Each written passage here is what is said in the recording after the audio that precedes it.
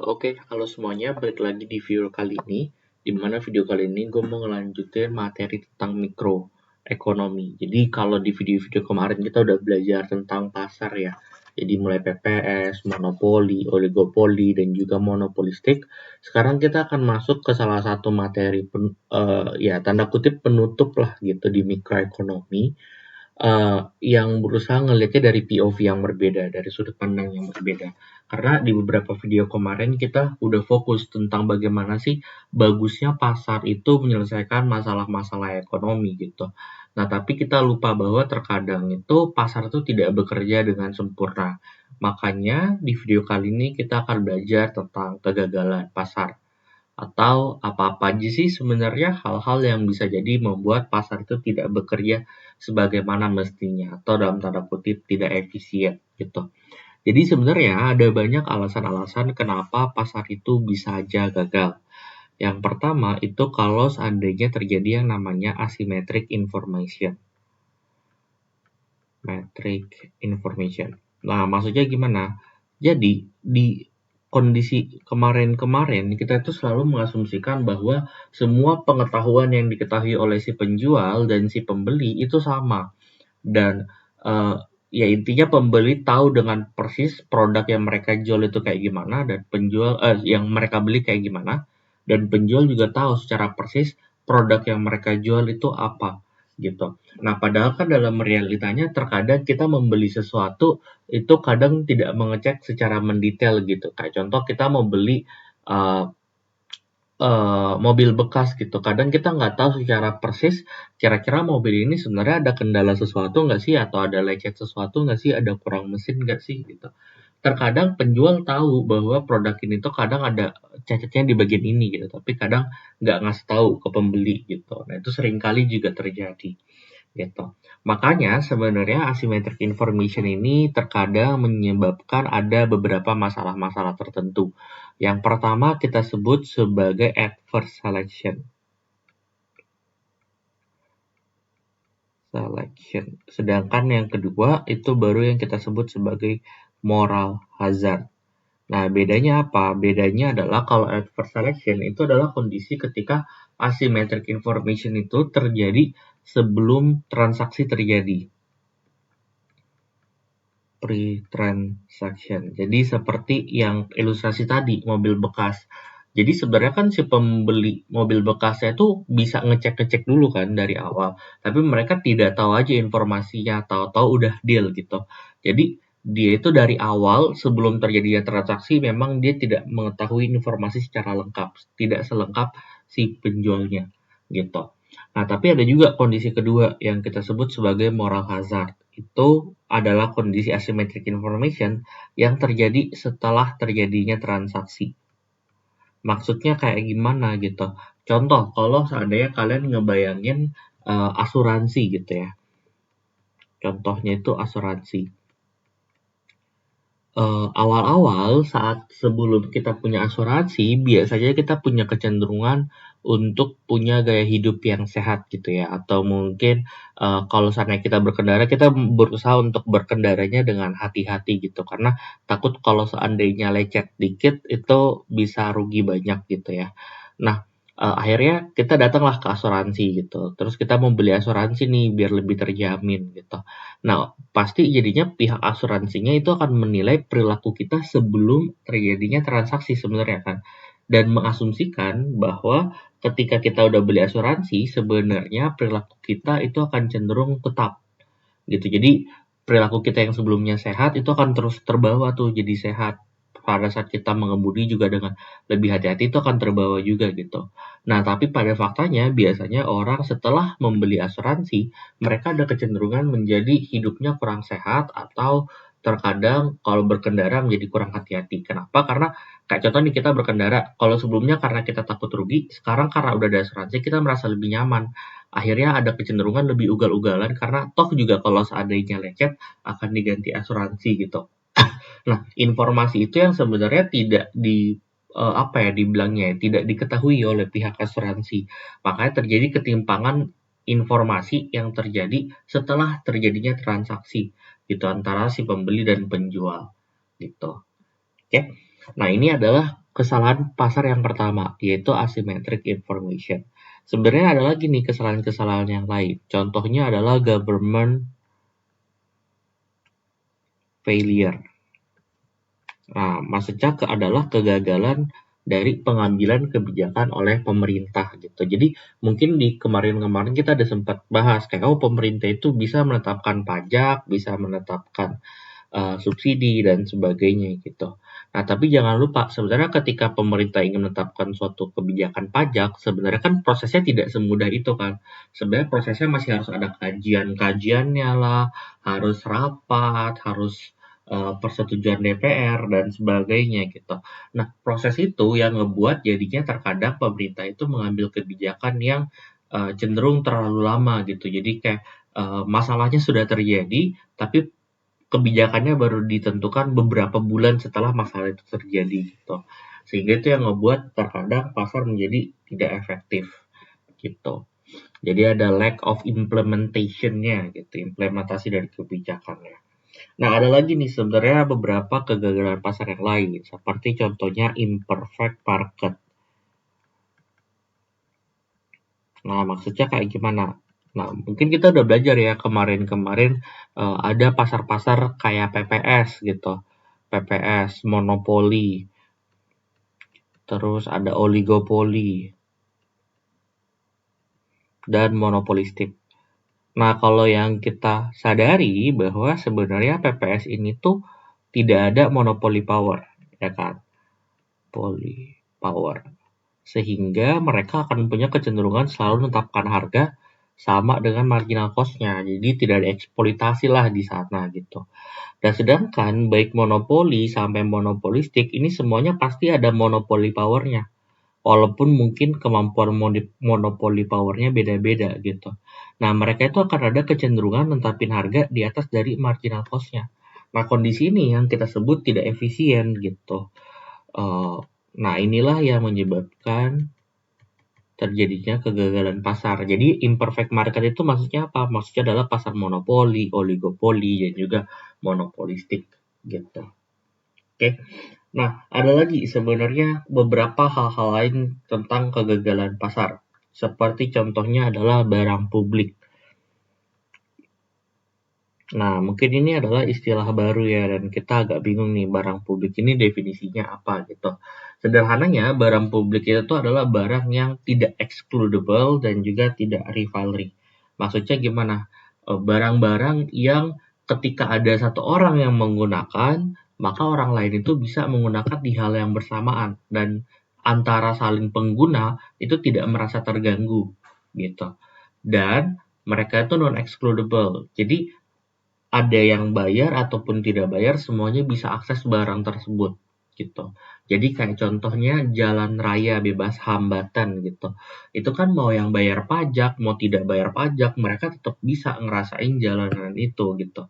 Dan ketika ada satu orang yang menggunakan jalanan, sebenarnya orang lain juga bisa menggunakan jalanan itu juga gitu di waktu yang bersamaan. Nah, itu bisa kita kategorikan sebagai barang publik gitu, atau sederhananya kembang api di tahun baru gitu yang dilakukan oleh pemerintah. Mau kita bayar pajak kayak tidak bayar pajak tetap bisa ngeliat kembang api gitu. Dan ketika kita ngelihat kembang api itu, sebenarnya orang lain juga bisa ngelihat kembang api itu juga di waktu yang bersamaan. Dan kita nggak merasa terganggu ketika kita ngelihat dan ada orang lain juga yang melihat kembang api itu gitu. Nah, sebenarnya ada banyak tipe-tipe barang-barang, bukan hanya barang publik. Kalau kita ngelihatnya dari excludable-nya aja ya. Jadi ada non-excludable, ini yang tadi nggak bisa dipisahkan antara yang bayar dengan yang tidak. Dan ada yang excludable. Itu adalah tipikal barang yang bisa untuk kita pisahkan antara yang bayar sama yang tidak gitu. Kayak contoh jalan tol. Jalan tol itu kan bisa dipisahkan ya.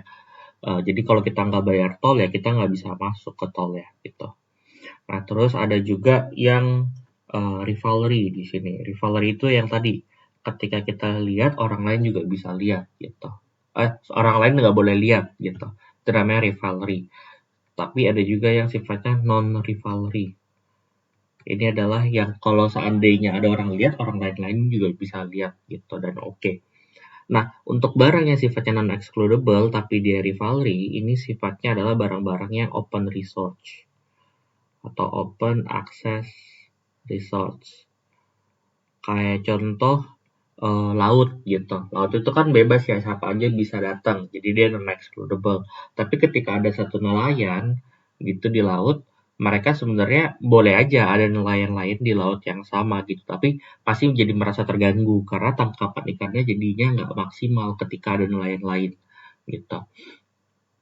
Nah, sedangkan yang tadi non-excludable dan non-rivalry ini yang tadi barang publik. Jadi ini adalah public good gitu. Dan yang excludable dan non-rivalry ini yang kita sebut sebagai club goods atau barang-barang kepemilikan bersama gitu. Jadi tetap yang tetap yang merasakan itu yang bayar doang gitu, yang nggak bayar nggak boleh akses, tapi dia sifatnya ketika ada satu orang gunakan, orang lain juga boleh ngegunain di waktu yang bersamaan. Ini kayak contoh TV kabel gitu. TV kabel dulu kita bayar baru kita bisa nonton sebenarnya kan. Tapi ketika ada satu televisi yang connect ke TV kabel, TV lain di rumah lain pun juga boleh connect ke TV kabel gitu. Selama mereka bayar ya. Dan kalau di excludable dan rivalry ini baru barang-barang private gitu atau barang-barang yang selama ini kita analisis gitu. Ini barang-barang normal gitu. Nah, sebenarnya selain dari barang private, semuanya itu pasti memunculkan kegagalan pasar. Tapi kenapa public goods ini sih yang paling di-highlight gitu? Karena sebenarnya public goods ini menyebabkan masalah yang kita sebut sebagai free rider. Nah, free rider itu apa sih gitu? Free rider itu tuh adalah kondisi di mana suatu atau bisa kita kan dia non excludable ya dan sifatnya juga non rivalry. Ini ngebuat ada orang-orang yang jadinya memilih ya udah deh kita nggak usah bayar gitu karena toh juga kita bisa merasakan dan ketika kita merasakan orang lain juga tidak terganggu gitu. Nah ini ngebuat kayak contoh makanya pajak gitu. Pajak itu tuh banyak orang yang mau menggelapkan pajak. Mereka jadi free rider gitu karena ngerasa oh kita juga bisa kok ngerasain jalan walaupun kita juga nggak bayar pajak gitu. Nah, inilah yang menimbulkan adanya kegagalan pasar gitu. Nah, open access resource juga sebenarnya menyebabkan kegagalan pasar yang lain. Tapi masalahnya beda, bukan free rider. Permasalahannya adalah yang kita sebut biasanya tragedy of common. Jadi kayak contoh ilustrasinya kan tadi kayak lautan gitu kan. Semua orang bisa mau bayar pajak, tidak bayar pajak, tetap bisa akses laut. Tapi ketika ada satu nelayan, tiba-tiba ada nelayan lain, maka tangkapannya jadinya lebih berkurang. Nah, biasanya itu akan ngebuat banyak nelayan-nelayan saling bersaing gitu sehingga ya udah mereka akan berusaha nangkap ikan sebanyak-banyaknya. Akhirnya ikannya jadi langka dan terancam punah gitu. Nah, itu biasanya disebut sebagai tragedy of common gitu. Oke. Nah, ada lagi nggak sih sebenarnya kegagalan pasar yang lain? Ada lagi gitu. Salah satu faktor lain juga yang menyebabkan kegagalan pasar itu kita sebut sebagai eksternalitas. Kalau yang bingung eksternalitas apa? Eksternalitas itu kayak dampak sampingnya atau side effect-nya gitu. Efek sampingnya gitu ya. Jadi ya efek samping kan berarti ada positif, ada negatif ya. Negatif, tapi ada juga positifnya. Jadi kayak contoh nih, dampak sampingnya itu kayak contoh nih ada perusahaan tahu gitu ya. Mereka ngolah tahu, ya udah mereka biasanya hanya pikirin tentang biaya produksi tahu yang mereka produksi aja gitu kan. Padahal mereka tanpa sadar sebenarnya ketika mereka proses tahu, terus ada limbah tahunya dibuang aja gitu ke sungai, nggak diolah gitu. Nah, akhirnya itu membuat sungainya jadi tercemar, jadi masyarakat sekitar jadinya kena penyakit gitu. Nah, itu kan contoh dampak samping, tapi sayangnya biasanya pabrik tahu nggak mempedulikan dampak samping itu gitu ya. Makanya biasanya disebut sebagai eksternalitas negatif gitu. Atau biasa kita sebutnya social cost-nya tidak diperhitungkan.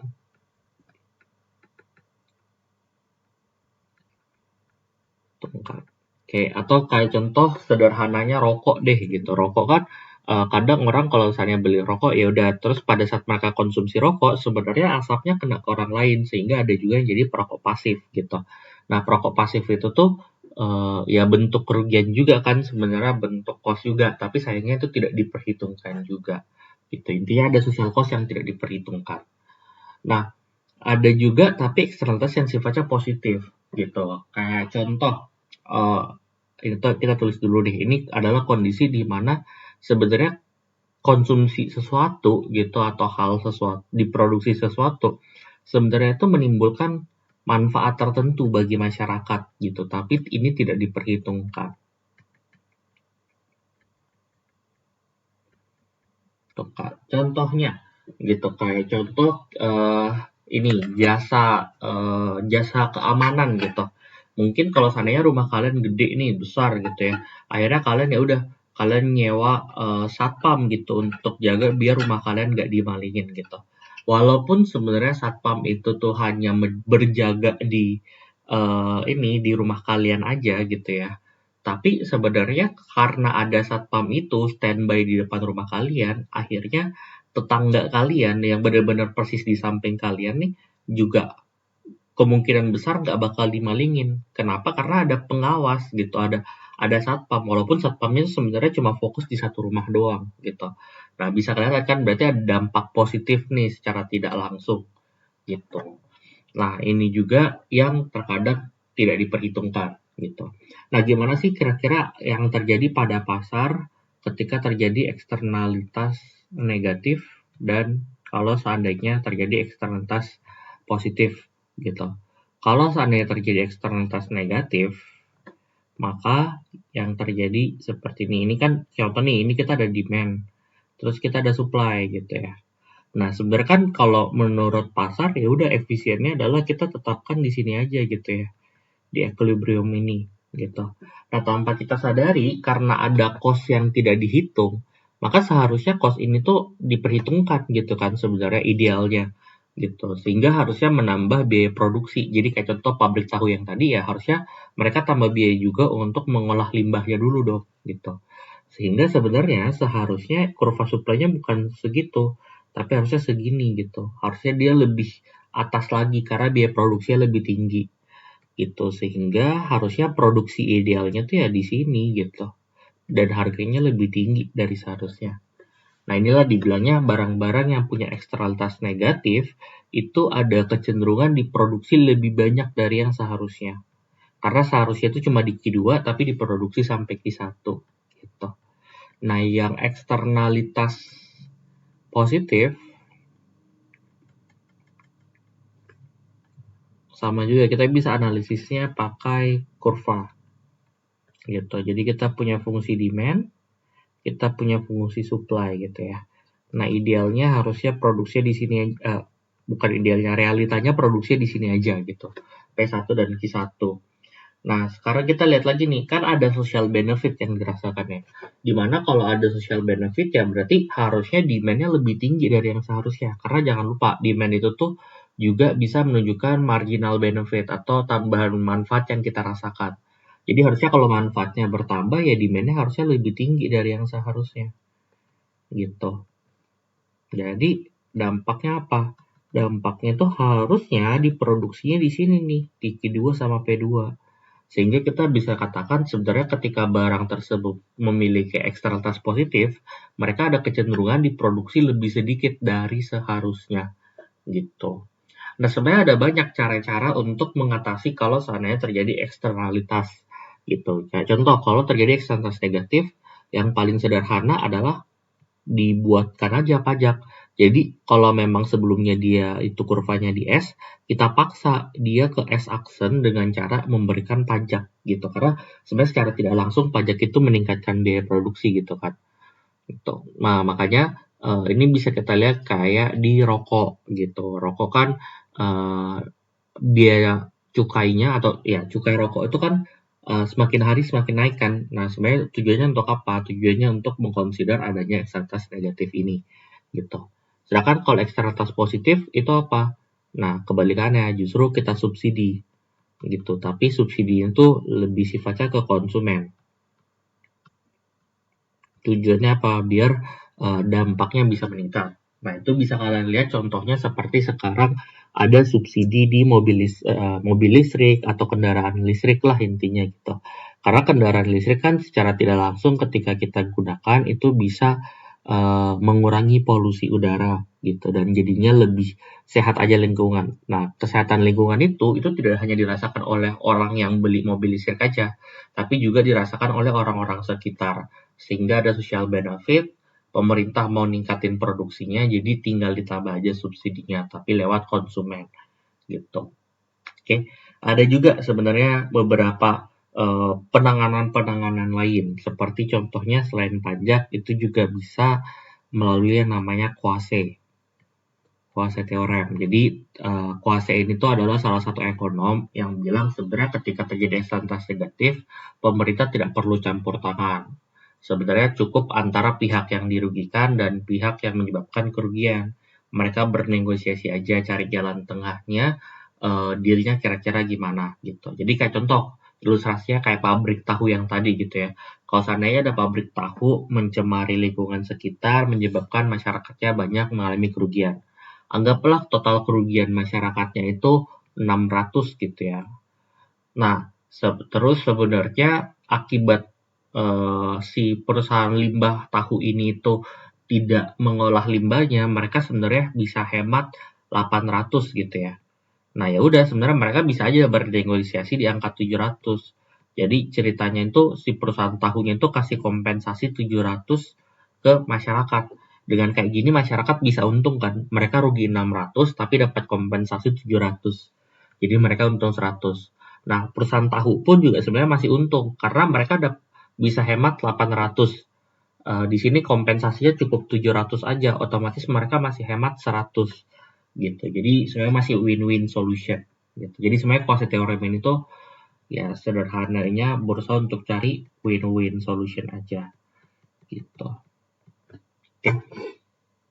Nah, gitu pun juga sebenarnya ada juga beberapa cara-cara lain untuk mencegah eksternalitas negatif gitu. Kayak contohnya juga ada aturan-aturan atau regulasi yang langsung untuk melarang gitu. Regulation yang langsung untuk melarang adanya itu gitu. Kayak contoh saat ini Jakarta itu pada saat video ini diambil ya, Jakarta itu kan sedang ada polusi besar gitu ya. Akhirnya diresmikanlah yang namanya bursa karbon. Bursa karbon itu tuh sederhananya adalah karena sebenarnya dideteksi bahwa karbon. Nah, dideteksi bahwa polusi di Jakarta itu disebabkan oleh industri-industri di sekitaran Jakarta yang mereka menyebabkan eksternalitas negatif. Nah, caranya ya udah pemerintah menerbitkan aja izin batas maksimal perusahaan itu tuh bisa buang emisinya gitu. Jadi kayak contoh di level 100 gitu permitnya ya udah maksimal 100 gitu. Nah, akhirnya adalah bursa karbon. Tujuannya apa? Tujuannya biar ya udah perusahaan-perusahaan yang mungkin jadinya tidak bisa turunin emisi mereka sampai ke 100 gitu, ya udah kelebihan emisi yang mereka sebabkan itu harus mereka bayar gitu. Itu juga lewat regulasi gitu. Oke, itu aja sih sebenarnya materi-materi untuk kali ini, materi tentang kegagalan pasar. Mungkin terasanya kayak kurang terlalu mendalam gitu ya, apalagi kalau seandainya kita udah belajar tentang pasar-pasar, tapi sebenarnya materi ini juga cukup sering muncul di seleksi kabupaten kota ataupun juga provinsi gitu. Jadi sebenarnya cukup oke juga untuk kita bisa pelajari. I think itu aja untuk video kali ini. Thank you for watching. Kalau ada pertanyaan boleh langsung ditanyain aja ya di video di kolom chat ya. Oke, thank you semuanya. See you on the next video.